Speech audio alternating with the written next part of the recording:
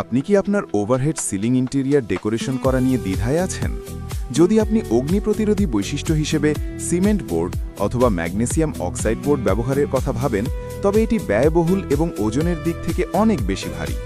এছাড়াও lighting channel লাগানো খুবই কঠিন, কারণ সিমেন্ট বোর্ড অথবা ম্যাগনেসিয়াম অক্সাইড বোর্ড উচ্চ কাঠিন্য এবং ভঙ্গুর প্রকৃতির বৈশিষ্ট্যের কারণে বোর্ডে সিএনসি কাটিং করা খুব কঠিন।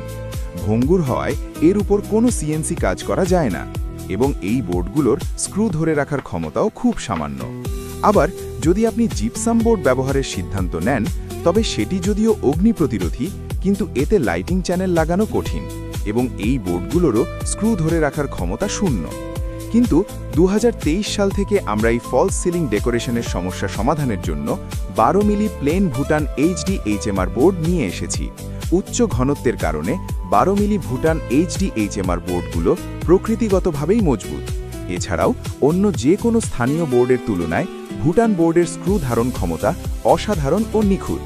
লাইটিং চ্যানেল সহজে লাগানোর জন্য এই বোর্ডের পৃষ্ঠে নির্ভুলভাবে যে কোনো সিএনসি কাটিং করা সম্ভব।